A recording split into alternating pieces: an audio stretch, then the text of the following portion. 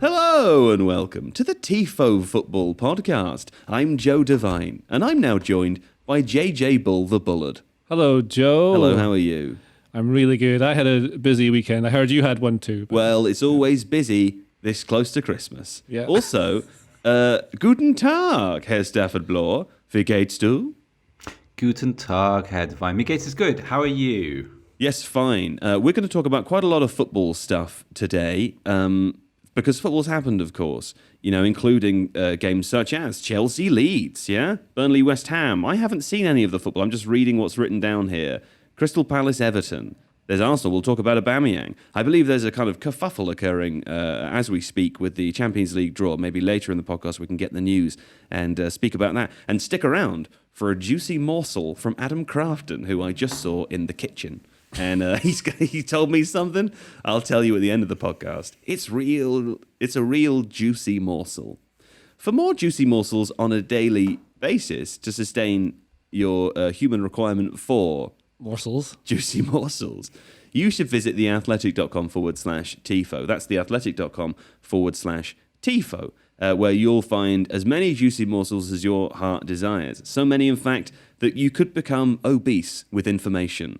That's theathletic.com/Tifo. Seriously, if you're a fan of any football team out there, you should get on it. And you can get a 30-day free trial right now. Just try it for free. Hey, where else do you get free food? The Athletic. Now, let's begin today's podcast. I'll leave you in the warm hands and the cool embrace of the Bullard. A beast with information. Just started well. I like it. That was pretty good. Right, here we go. All right, reading what's on the list for me here, Seb. The first thing you've written down on this plan very kindly over the weekend was Manchester City 1, Wolves 0. But at the end you said, awful game, barely worth a mention. So I'll move on from that. Yeah, it's worth talking about for just 2 or 3 minutes because Wolves actually had a really good game plan, which was somewhat sabotaged by Raheem, who managed to get himself sent off for 2 yellow cards inside 15 seconds. Which that was bizarre. I saw that on much it was one of those where ordinarily, like when that happens to a player, you see him protest, but he just looked very, very embarrassed. He knew deep down that he kind of instinctively tried to stop Man City taking a quick free kick after a yellow card tackle. And then he had this really sort of forlorn trudge off the pitch where he took off his, the headband he wears to protect his, his injury. Took that off, dropped it. The whole stadium cheered him sarcastically. He picked it up, and he kept walking really slowly. It was very, very sad. He just wouldn't leave the pitch. It was as if, like, as soon as he left the pitch, it would be official. He'd be humiliated, and he'd have let down all his teammates. But I think he's blaming someone else, even though it was definitely him. It was a very, very strange moment. Well, do you agree with Bruno Lage's interpretation after the game was that the first tackle shouldn't have been a yellow card? The thing about that is that in isolation, I could probably make the case for that. However, Wolves did spend the entire first half with sort of cheap tactical fouls. They very clearly came to the Etihad with a plan to break up the rhythm of the game and to commit the kind of offences which, quote, aren't due yellow cards. So it's kind of a redundant argument because I think it was a take one for the team situation. Jimenez probably wasn't worth a yellow card, but it wasn't really a genuine attempt to play the ball, even if it wasn't a serious foul. So I don't think he can have any complaints. It had got quite tedious by that point of the game because it was sort of, this is what Wolves were going to do for the rest of the match. And it was coming. Well, the other thing that happened in this game, of course, JJ, was that Raheem Sterling scored his 100th Premier League goal. That caught me a little bit by surprise. It's an incredible achievement, and I spent a little bit of time over the weekend looking at the list of other players who've scored 100 plus. There's not too many of them. He also has, I think it's 50 or 52 assists, something like that. It's in 300 and something games. It works out about 1 goal every 3. It's quite good. He should have scored, I think, a lot more because he misses an awful lot of chances. But I don't think he's a very natural finisher. He's a footballer who's very good at being quick and interpreting space, getting the things very... He gets in behind, he gives them width. He can play through the middle as a central forward, but then he's missed... I think he should have scored more. He's not a striker, yet he also sort of is. But then that's what most of City's kind of wide players are.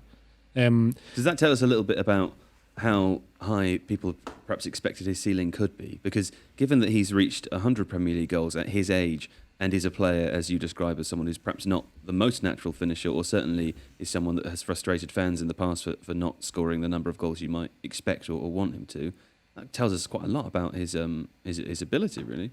I wonder what we'd think of if he wasn't from England, if he was from somewhere else, and like how you'd interpret him. Like thinking like he's got all the physical attributes you want of a wide forward, like really quick to accelerate, especially rapid first, like top speed, meant to be something of a leader, a good character to have in the dressing room by all accounts I've heard, and is a good footballer, but he can't really hit a shot from distance or from close. Now I think about it, so that's. But you always linked with teams like Real Madrid and Barcelona, and you can see why he'd play for one of them, because he'd give. Like having a player who's really good and also really fast. Like you think of, like he's a much better player than Adama Traore, for example. But Adama Traore is like really strong and really fast, can dribble with it well, but also can't really shoot. He more or obviously cross or causes pass. Problems for the opposition, whereas Sterling does that in a much more subtle way and probably more often. Yeah, that's why you don't even think of him having scored that many goals. But think how good he was for Liverpool in that season. They finished second. Has been really important for England. I thought it was interesting keeping him on in this game. So I thought Wolves were excellent in this game. Like I thought they would, like Seb was saying, the game plan was right. The game plan is, so it's a 5-3-2 system. Jimenez there to hold the ball up and lay it off. Adama Traore pulling out more wide, doing a similar thing in wide positions to then run in. So City's fullbacks always invert and come into the midfield. Well, in this game it did anyway. It changes a lot. But so Cancelo and Zinchenko would come into the midfield to join Rodri. And so Traore or Jimenez would pull out wide, try to get the ball out to them like wide target men so they can control it, and then come inside the pitch to dribble. And that's what Traore was doing, drawing fouls, slowing the game down, really trying to frustrate them. And then it's that classic underdog game plan where you want to then try and hit them in the final 10 minutes or something like that. And they got a save out of Ederson late on. I think Kilman had a header that was very good save of the keeper, but they suddenly just had more about them even with 10 men. Like they were just waiting to do it. Bruno Lage is clearly a very good manager. I moved on from the Sterling point, I've realised, but with Sterling, when you're playing a team sitting in that really deep block, there was just no space. So you could hardly get a shot on target. They could hardly get touches in the box because Wolves were defending so well, but it had clearly been like the players played it individually very well, but it had clearly been coached specifically for how to do that in this game, and it worked by all accounts. It was only a penalty they scored from. They didn't really come close. Other than that, I would have said. Yeah. Okay, well, there we go. That was a Saturday where all of the teams you would expect to win won narrow victories. I think there was some challenging with Chelsea and Manchester United, Arsenal as well. We will come back to those games because next step I want to discuss Crystal Palace 3-1 Everton. Another sort of poor performance from Everton, another poor result. Of course, they beat Arsenal last week, which was nice for the fans, I guess. But it's undoubtedly a bad run at the moment. Yeah, it is. Also, I suppose the positive spin on this game as a neutral would be Conor Gallagher's performance, because he really was excellent. But then that also describes a little bit about just how inadequate Everton were, particularly midfield, because there's no personality to their midfield. There was no cohesion. All of the things that were good about not West Ham, all of the things that were good about Everton even on Monday night vanished. There was just a really basic lack of competition in their football. There wasn't any of that willingness to compete, which is, I think it's quite a damning remark to make. Plus also, I think tactically, the way they started was kind of wrong. Richarlison played up front I don't really like him as a focal point because he's a very direct player, a very dynamic player. So he doesn't really let play build around him. He wants to run onto the ball. He wants to receive in the channels. He wants to attack defenders one-on-one. And there's one of those really horrible moments which occurs between fans and managers when there's discord. Rafa Benitez withdrew Richarlison, replaced him with Salomon Rondon, also took off Fabian Delph and replaced him with Anthony Gordon, the young attacking midfielder. And they sang the Fat Spanish Waiter song at him, which, I don't know, like it feels like I understand why there's an animosity towards Benitez given his managerial history. I get that. It feels like the battle between fans and head coach is occurring while all the things which are actually wrong at Everton just sort of go not unnoticed, because fans have taken issue with the running of the club, Mashiri's handling of the club, Bill Kenwright, obviously the period of recruitment that has occurred over the last 5 years. But it's so incidental. And it was just, I don't know, they feel, it's a strange thing to say because they're 5 months into it, they feel very end of cycly. Like it's sort of everything that you could observe about them that was positive on Monday, you thought, right, well, this is a kind of a foothold in your season. There are things wrong and there are flaws in that performance, and a lot of it was to do with Arsenal being absolutely hopeless at Goodison Park. But it's as if it didn't happen. And it's a very strange thing to see within a season. Like, there'd be no momentum gained from a victory like that in front of your own fans. And the side just sort of defaulted back to this place where everyone is utterly miserable. It's a very, very strange situation. JJ, strange situation also between Rafa Benitez and Luca Digne, because of course Ben Godfrey played at left back on Sunday. Why are you smiling at me? Oh my God. There we go. That's just my natural. Ben Godfrey. Yeah, I mean, a strange situation between Rafa Benitez and Luca Digne as well, JJ. Ben Godfrey played at left back on Sunday, which was a little awkward.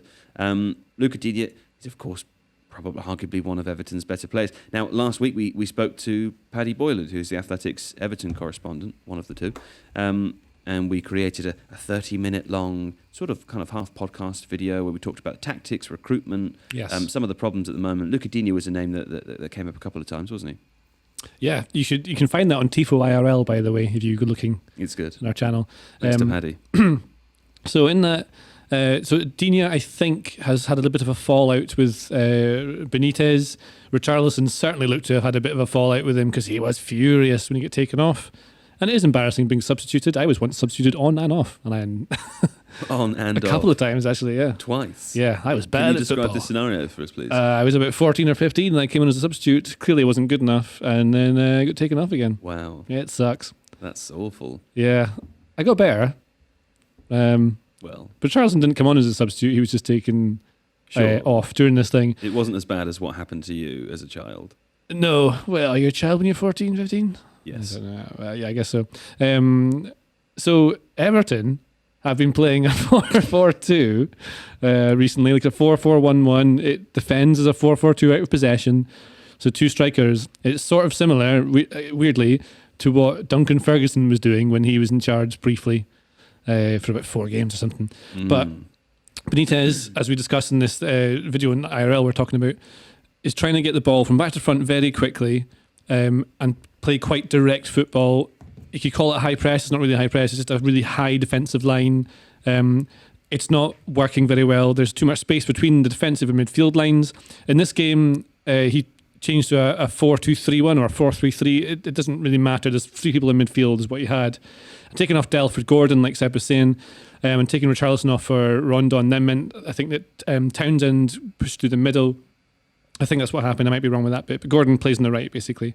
So they went back to their 4-4-2 they've been playing, where they can be more direct, which seemed to instantly work much better against Crystal Palace. So rather than trying to play neat and tidy in midfield and match Crystal Palace's 3, because they had Will Hughes as the 6, Conor Gallagher box to box, and Chiati as a kind of, centre box to box as well, I'd say, in that sort of midfield. And that changed the way they were playing. Rondon, like that, it's a tactical change, but apart from this systemic differences in the 4-3-3 to 4-4-2, being more direct, you had Rondon was just able to hold the ball up much better. And I think he sets up the goal, doesn't he? He takes it with his back to goal, holds it to the defender, is able to turn him. Really nice first touch to lay it off, and that's how they get back into the game. He scores. That's the second goal. Is that the second goal? So he scores the first. Yeah. And then he sets up a chance for what would have been the second goal for Townsend. Like that's what I mean. Yeah, that's what I mean. Yeah. So that that's was, kind of play. Yeah. I think the Mark Guay block. I think. And it's the kind of thing, I think what you're referring to Richarlison earlier is that Richarlison's really good, like being isolated 1v1 in the wing. He can come inside as a forward, he can float into the space rather than being the focal point. It's a very different, especially if you're playing balls up to the striker early to try and get you. So there's no point playing it from the back.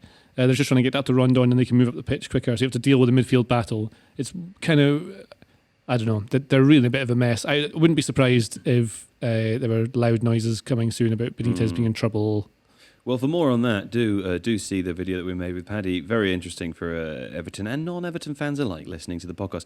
Seb, let's talk about Crystal Palace, though. You mentioned Conor Gallagher already, who's been an exciting player to watch for most of the season. You've called this his best performance so far. Yeah, I like how brave he is, Joe. Like, I like how much he wants the ball. Like, beyond like his literally utility, like how he carries the ball into the box, where he receives possession, his goal scoring. I like that he's willing to take on that responsibility. Like, he's a young player with a season and a quarter's experience at this level, and yet Palace already feel like they go through him in many different ways. Like the tone of their performance is set by him in a way which is a little bit more broad than probably even Wilf Zaha, who we've got used to being kind of Palace's everything for a long time. But he does so many things well. I think it's an obvious point, but we'll make it anyway. Like, the first goal, if you look at his movement and how he manages to kind of anticipate what's happening, the ball is lost, quick press, and a kind of a transition. And he's the player reacting quickest. He creates the opportunity for himself. He's there for the pullback and the finish. The third goal really interested me because I think in that situation, Palace suffered once Rondon scored. Palace got very, very nervous very quickly, and that's the result. They'd lost 3 games in a row, so it's kind of what you'd expect. But all of a sudden, they weren't keeping the ball, and Rondon's effect was growing, and Damari Gray and Townsend, like you could feel an equaliser. And so Gallagher gets the ball in an advanced position. You think, like, just hold the ball, recycle it, move it into a channel, stick it in a corner, and see out the game. And yet he takes on this kind of ludicrously low percentage shot and just rams it in the top corner. And you think, this is it's one of those intangible qualities that you think marks out not a future great, just a player that is going somewhere because he has that level of self-belief mixed with all the kind of the more real technical qualities that he possesses. So he was just excellent. I think his range of influence as well, because I'd have to look at a heat map to confirm this, but he was everywhere. He received the ball in so many different positions, and I think I've come to think of him as like an attacking 8. Father. Uncle, maybe. Uncle, maybe. Yeah, but it's just interesting to see, like, when a lone player comes in to a club, you often see him as decoration or an enhancement to something that's already there.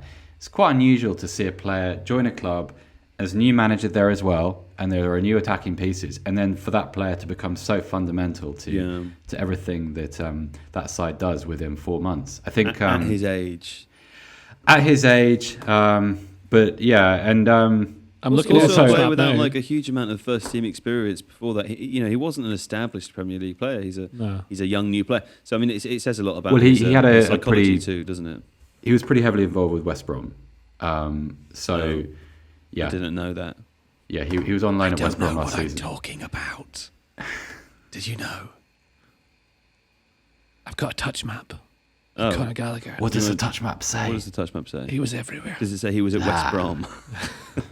The only positions he didn't really touch the ball much was left back and left midfield if you were playing a 4 across the midfield. Right. He was a lot of touches everywhere, all over the pitch. And I think that's kind of... Yeah, I was going to say Sorry, this. I kind of agree with the... You see some players and you think, he's having maybe just a good season and I can't see this continuing. I think he's having a good season, but he's also genuinely a really good player.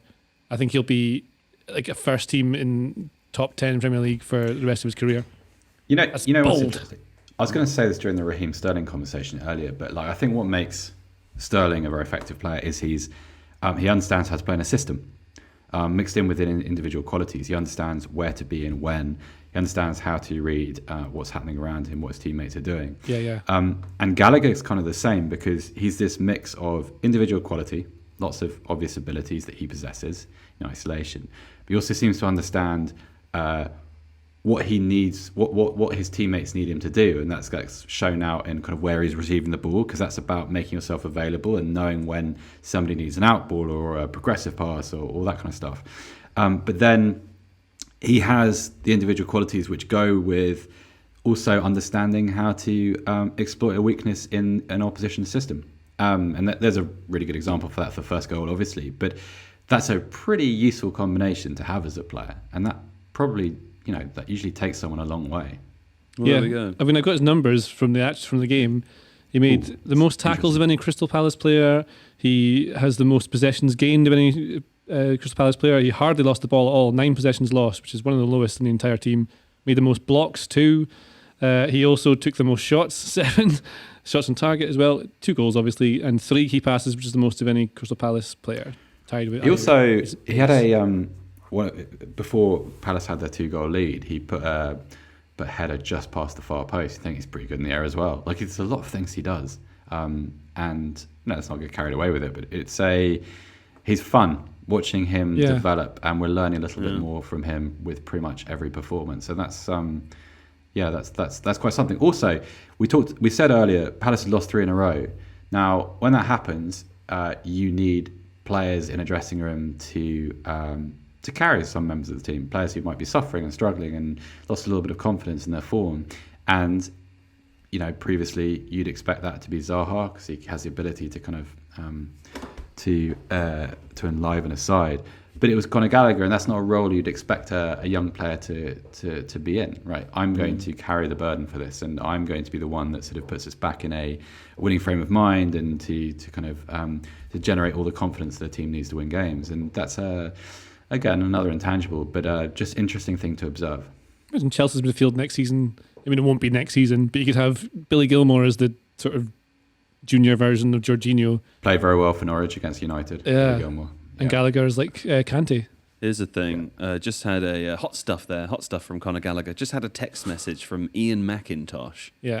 To say the Champions League draw has been declared void and will be redone at 2 p.m. Okay. After we finish recording, so we won't be able to discuss the draw today. But thanks for that tasty morsel from Ian McIntosh. More tasty morsels later, and even more after this break. We're back from the break. Let's talk, Seb, about Arsenal now. They, of course, beat Southampton 3-0 over the weekend. But something which is ever so slightly more interesting than that, given that Alex Stewart isn't here today, is the situation with Aubameyang and Arteta. I know that there's been a piece released on The Athletic about it this morning, which JJ and Seb, you've both read. Please tell me what it said. Go on, Seb. That was fun, wasn't it? Look how I addressed it to both of you. You both did the mouth noise. Well, we just respect each other so much that we don't want to Who interrupt. wants to go? It's too much respect in this group. JJ, you tell JJ. me, and then Seb can correct you. Yeah, that's a better way to do it. All right, so in my own words, the critical incident occurred earlier this week in the wake of Arsenal's 2-1 defeat against Everton. Aubameyang. You're so well. Your sentence construction's wonderful. I know. It's almost as though it was written, but live. So Aubameyang has been in trouble previously for being late for things, and Arteta is trying to establish himself as the real man on campus, the boss. The real man. Yeah, there's a fake man going around and Reference to how he looks like an action man. Pretends to be Mikel Arteta, but it's not him. Yeah. So Arteta is trying to install discipline. You hear lots of managers say it, like Xavi's come into Barcelona and told everyone they can't do anything fun anymore and they have to live in the canteen or whatever the hell it was. And that's fine for him, because at Barcelona there aren't several other people who are impersonating Xavi walking around not confusing yet. the players. Yeah. But there's become a real problem, and so many people dress up as Arteta wander into the training ground. Yeah. You can never be sure to believe. But Aubameyang knows the real Arteta, yet was... So what it seems to have been is he went to France, right? He had permission to go to France, and then rather than getting the pre-agreed flight back on the Wednesday night to be there ready for training on Friday, he got a flight back on Thursday morning. I mean, as long as he's on training in time, you think it'd be okay. But because of various coronavirus, that's back things. Yes. He had to do some sort of PCR test, the boring stuff where you have to do tests to make sure you're not going to kill everyone. He was unavailable for when he was supposed to be available, essentially. Yeah. So that's what's happened. A very badly explained version of it. Maybe he was going off to try and get married or something. That's the kind of thing people would do like on a weekend. Should have gone with Isn't Seb, really, shouldn't we? I think he would have explained that in a much more concise way. Seb, what are your thoughts on the situation with Aubameyang?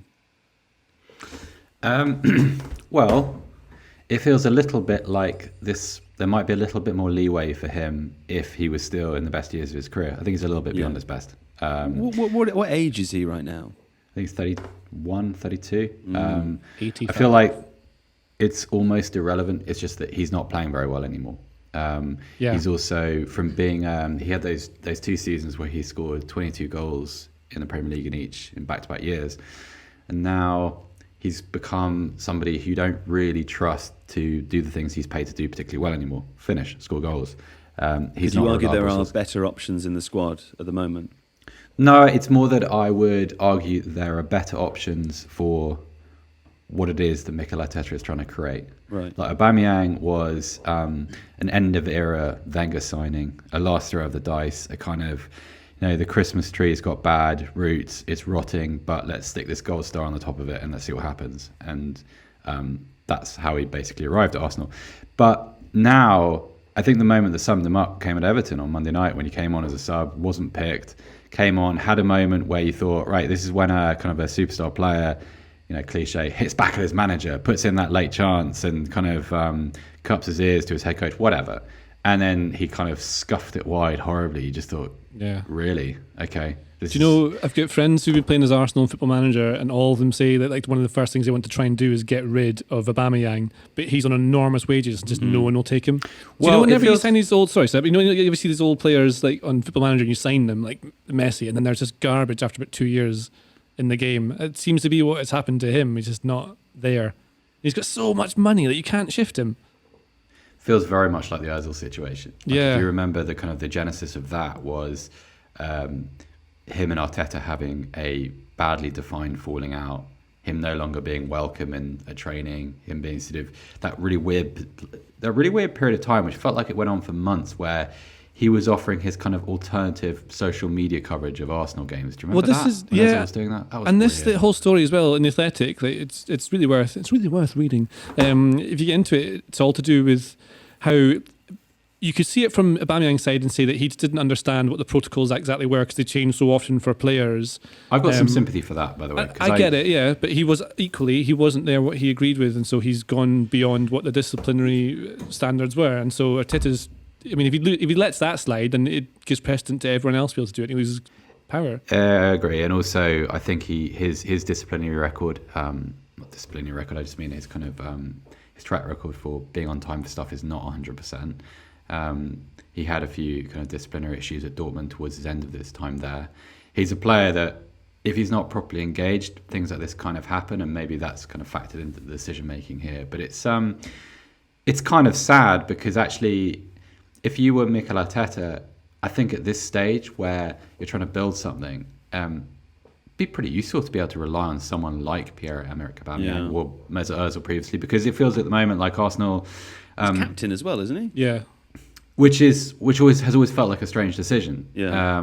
But there it is. Arteta needs like hungry players. I wonder how ambitious you can be when you're, 33, 32? What do we work it out? We're saying 31, 32. 31, 32. Yeah. And so, let's find out exactly what age he is. That'd be really useful to know. That's what I'm doing. But, I just wonder, like, because I don't know whether there's huge money.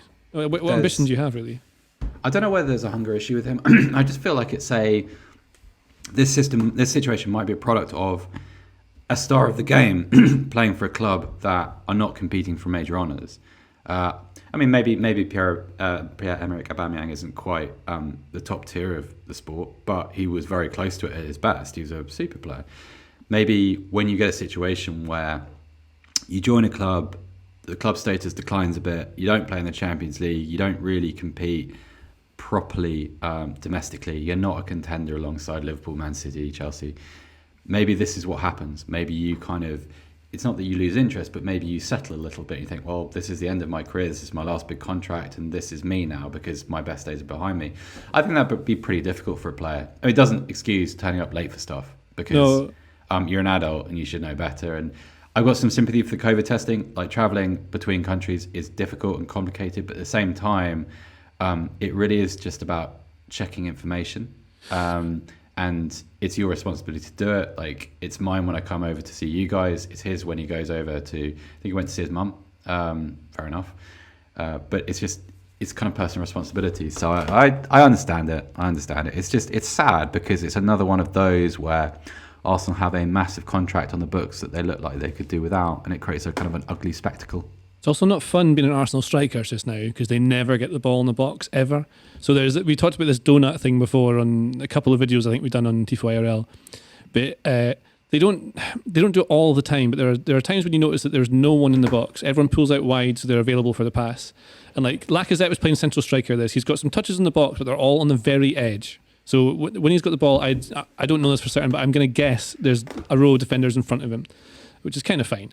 But you want to be having far more touches in the box than anyone gets. And when Aubameyang plays, I mean, another thing that will maybe make him not quite as engaged as you want, I'm making this up, I don't know this for certain, but it could be that it's frustrating that you're always looking for the ball to receive it in areas where you can't do anything with it, and then you have to go back into that space, and they haven't got quite the timing of the runs, and like Arsenal are really good at playing out from the back. Like the goal they scored was brilliant. That's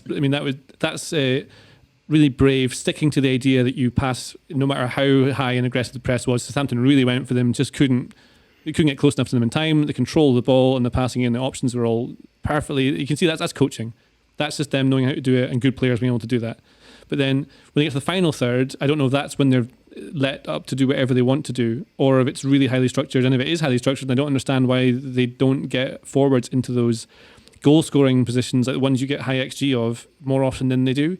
I don't know if it's because Arteta doesn't like that from a striker, or he doesn't know that you have a striker there to score. Like City play with two strikers, but they actually play with about 4 or 5 because they have 2 positions that often they fill, but they rotate constantly, but they arrive at the right time.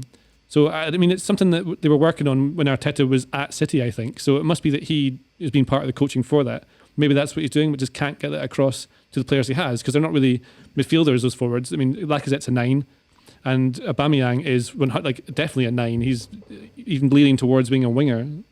I don't know. That would be annoying if I was a striker. Well, there we go. I mean, there's a tough game coming up for Arsenal midweek. Is the Premier League's current placed 4th team, West Ham. Speaking of West Ham, Seb, you wrote here, Burnley 0-0 West Ham. One of the better goalless draws, actually. Hey, I enjoyed it. It's kind of what you'd expect from both sides. Burnley were kind of obdurate and they weren't particularly inventive in the attacking third, but they were solid enough. West Ham were in a funny place because they played very, very well. They had a lot of chances. I would imagine they had quite a few shots if you looked up the statistics, but it felt as if there was a little bit of an imbalance between the number of kind of scheming players they had, number of facilitators. So, Lanzini, Benrahma, Vlasic came on as a sub, did quite well. Masuaku played very well on the left-hand side. His career has really been revived. Credit to Dave Moyes for that. But one of the kind of the troubling dynamics in that team is if Mikel Antonio isn't quite on it, it doesn't quite work. Offensively, because I think one of his great strengths is he's so useful in so many different areas. Like you can put him in pretty much any area of the pitch and he'll do something well, which is a really admirable trait. But when he's not quite right and he's not quite accurate enough or dynamic enough or effective enough, it feels as if West Ham spend their matches creating for a player who isn't quite there, which poses 2 questions. The first of which is what happens if he gets injured, and he's there's an interesting story last week about how he has cut red meat out of his diet, and he's seen kind of an improvement in his medical injury record. He doesn't get injured as much, is what I'm trying to say, but also, you can't expect a player who has that profile to be a 38-game presence in the league. Because if you want an all-action forward that menaces centre halves and can physically challenge pretty much any player he would face in the division, at some point there's going to be a lull. And what happens to West Ham then? Because they had enough of the ball and they had the ball in enough good areas to win that game a few times over. Nick Pope made a few good saves, but also they just failed to connect, put that final pass together. So, good game, entertaining. It teased the goal for a long time, but I don't know. West Ham need to. That feels like a position West Ham need to strengthen. I don't know about you, JJ, but when Seb was talking there, I was reminded of a previous Brazilian podcast. health people. Do you remember that, Seb, when you said? I was looking at Brazilian health JJ's people? face, and I knew that's what you were thinking about. That's how I lost my For train some of reason, thought. I'd remembered Yeah. that as Spanish medicine people, but Brazilian medical health people. No, I you think- said health people. You said health people. I think about Brazilian health people often. That was funny. Yeah. It makes me Yeah. laugh. And for context for those people listening who aren't watching us, incidentally, you can watch these podcasts on YouTube in full. You can see JJ and I in the studio in London, and of course Seb is at home in Germany. So sometimes when he says funny things, JJ and I will giggle here like a couple of school children at the back of the class, and Seb isn't really involved in the It's quite joke. unprofessional. No, it's unprofessional. Do you know what the thing with Brazilian- Burnley is? I know Brazilian health people. we're going to talk about Burnley and the Brazilian health people. Mm. Burnley look like a team who, the minute Sean Dyche leaves, will get relegated instantly Sure. with like minus points. Do you think so? Yeah. Yeah. Do you know what strikes me about Burnley? Like, what a good player Dwight McNeil is to start with. Oh, he's really good. Yeah. It's quite surprising that he's still there. Like Yeah. I'd imagine he'd command quite a high fee, but How long has he got left on his contract? Yeah, I mean, he just he he does a texted. lot of things well. He's very old-fashioned. He's like a kind of a left-footed winger that you might find in the Premier League in the 90s. Someone Sure. that likes the touchline, who doesn't dally on the ball, likes to deliver it quickly and early. His delivery is often excellent, and also he has that really old-fashioned quality of when the ball gets to him, you can hear the crowd rise and respond to it and get it sort of enthused by what might happen next. And you don't really get that very often in modern football because that's kind of it's a very old-fashioned sort of thing. Oh, the playmaker's got the ball. Yeah. Whereas in reality, there's Yeah. like 5 of them on the pitch now. But He's a Man United youth, isn't he? He came to the academy. At yeah, Man United, he came through at Man United, but he obviously made his name at Burnley, and he's become a terrific player. I'm a little bit surprised that I suppose he doesn't really fit the system. But if England were still playing a 4-4-2 like 30 years later, he would have probably been capped by now. As it is, I don't think he'd make a kind of an Yeah. inside forward. But he's a No, I think he There is would. a- I think he could on the right. Honestly, that's what I think when Yeah. he goes to somewhere. And Are we talking about McNeil still? Dwight McNeil. Can Yeah. I drop in some info before you carry on, JJ? Yes, Yes. please. But in fact, I looked. His contract runs until 2024 with an additional year, an extra year on top of that. So quite some way off. And Andy Jones of The Athletic released a piece last year all about how Burnley simply couldn't afford to sell him, not in the economic sense, but of course as one of their better players. Apparently Villa and Everton were both interested in the summer, so there are suitors available, but he would command quite the fee. Yeah. That's- He's it's- also it's interesting, homegrown, though, so it's that- even more. Sorry, JJ. Like, interesting that Everton were interested. Telling that Everton were interested. Everton want because- McNeil to solve their long-standing lack of high-quality wingers. New manager Rafa Benitez wants to provide service to star striker Dominic Calvert-Lewin, so he's after quality crosses of the ball. That would be says a Andy that would be a Jones. brilliant move, but then Yeah. that would be very much against the trend for Everton because if you think about the kind of players that they've spent sort of let's call Dwight McNeil money on in the past, Theo Walcott, Alex Iwobi, Sure, yeah. he's a better player than both of them. And if you put him, the idea of having Dwight McNeil on the left, maybe a Calvert-Lewin with a Richarlison, somewhere around that area, maybe off the right. I prefer Richarlison off the left actually. But either way, like that would be that would kind of be everything that Everton haven't been for a really long time. They'd have the balance finally that they've been looking for goodness knows, pretty much the whole of the Machiri era. Yeah. But yeah, terrific player. And the only part of Burnley that was interesting yesterday, apart from maybe Nick Pope, he played very well. JJ, did you know that Dwight McNeil can move around easily in the dark? He can Dwight McFeel his way around.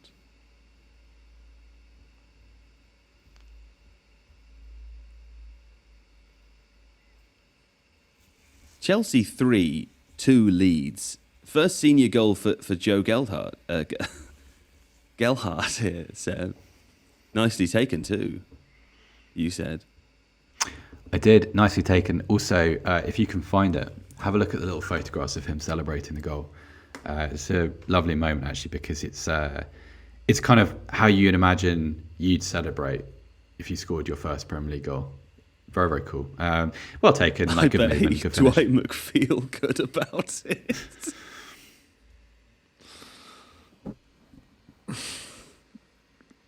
Keep going. It was good, and I enjoyed it. Hey, Leeds played very, very well at Stamford Bridge. They were very, very unlucky, and I still don't entirely know how Chelsea won it. I can see you giggling like a little child in the background. Sorry, I'm trying to be quiet. Hide your face. Hide your face. But it's funnier if there's no sound and I can just hear your contorted little face trying to hide your mirth. That's worse. That's still worse. Fine. Look. Okay. 2 Chelsea Regaining composure. penalties. The second, in the second half of stoppage time, was ludicrous. This one was ludicrous. I remember that. It was ludicrous. I didn't like it. I can't remember it. What was it? I remember watching it and thinking, this doesn't make any sense. I think they were both It penalties. was Antonio Rudiger going down as if someone had punched him. Oh, yeah, I didn't like that one. I don't know. Like, Wait, It was a I'm not stupid sure. challenge. The second was when he get get scissor tackled. Because he scissored, he didn't get that. No, he got that was the tackled, first one. The scissor tackle was Rudiger's first penalty given. The second one was the one where he's sort of backing on and the very edge of the Oh, he box. kicked and through gets him? kicked. Yeah, I mean, it's definitely a penalty. I think it's a penalty, yeah. Yeah. Which game am I thinking of where there was a penalty given that totally... You're thinking of James Madison's Leicester Newcastle. No. That was... No, there was a Goodness penalty knows in the... Or was it Salah, maybe? Who knows? Lots of penalties this There's weekend. too many wasn't games. There was 9 or something on Saturday. Too much football. Yeah. Too much. I like how Jorginho, when he takes a penalty now, he still does the little, like, he doesn't quite do the little stutter, but he does a little pause, and then he just hits it. He just belts it, yeah.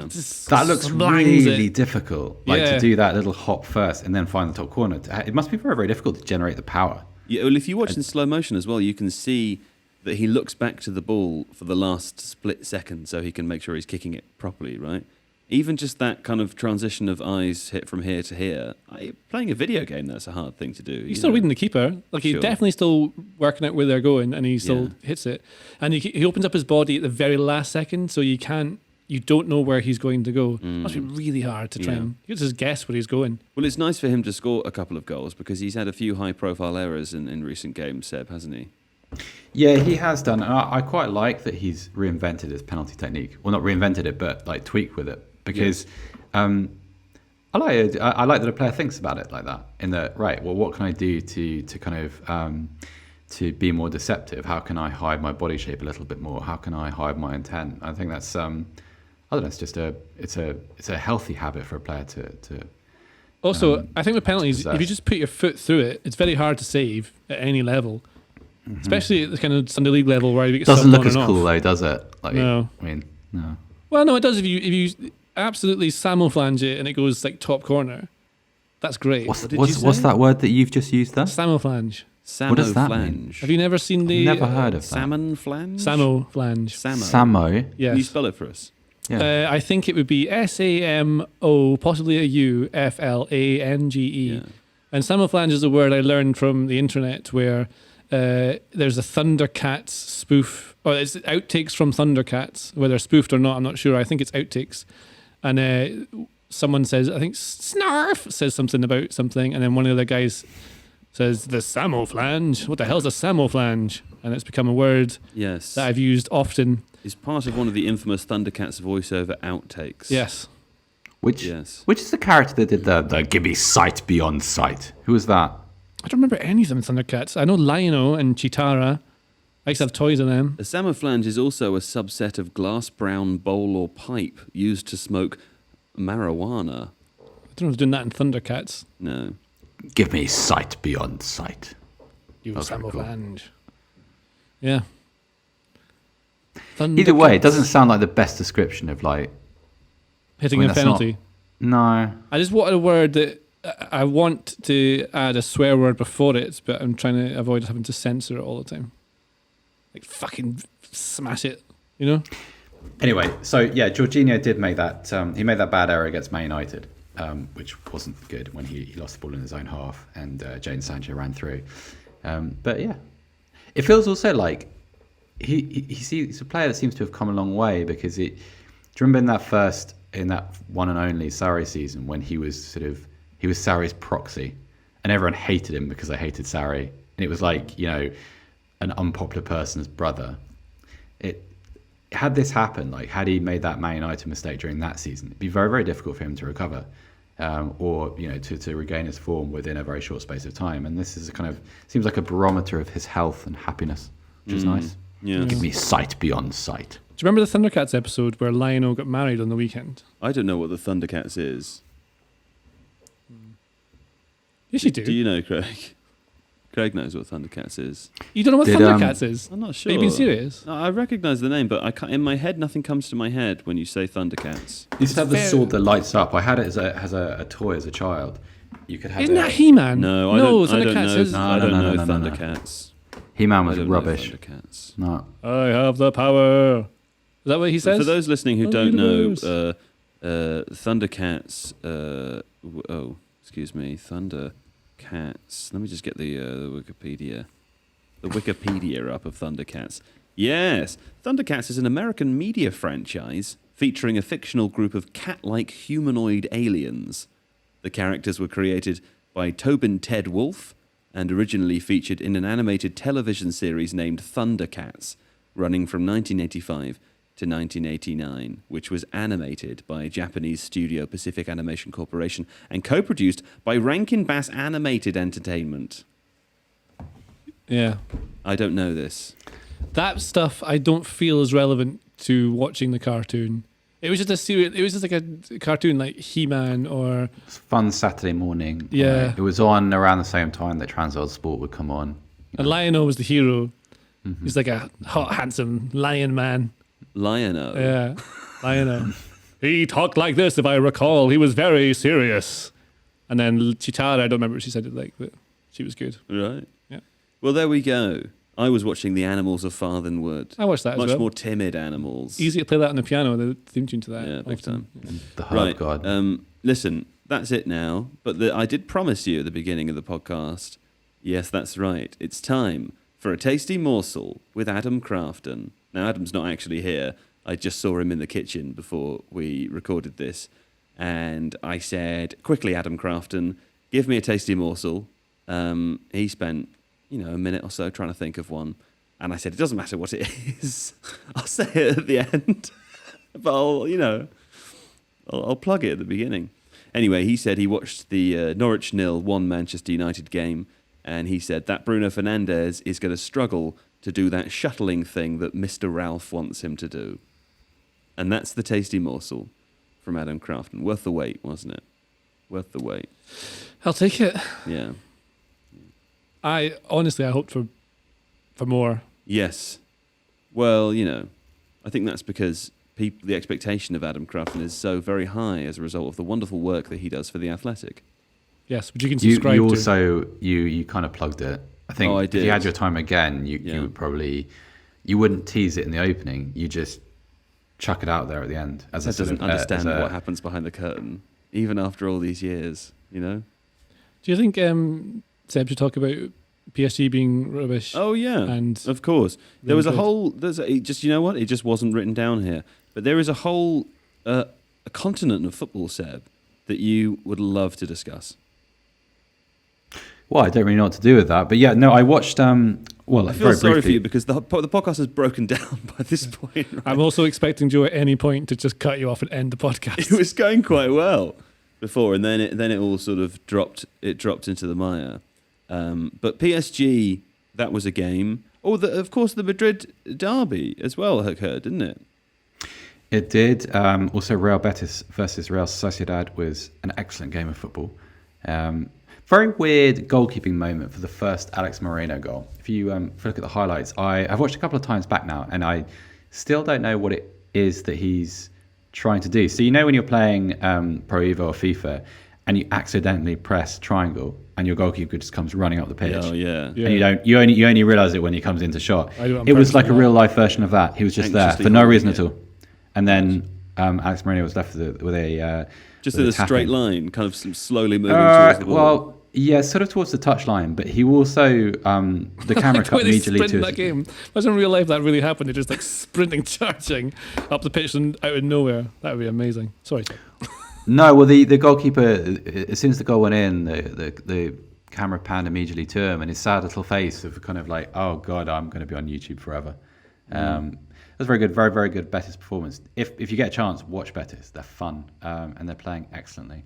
The Madrid derby was good. It was very much kind of, not breakout because he's been around for a long time, but a really excellent Vinicius Junior showing. created both Continuation goals. for the season. Also given a standing ovation by the Bernabeu, which is interesting because he hasn't always enjoyed the best relationship with those fans. But he seems to have settled into this identity now. This is who he is as a player, just a very rounded, very gifted attacking footballer who's working really well with Benzema. The first goal is a piece of art, as is the second, actually. It's a lovely finish.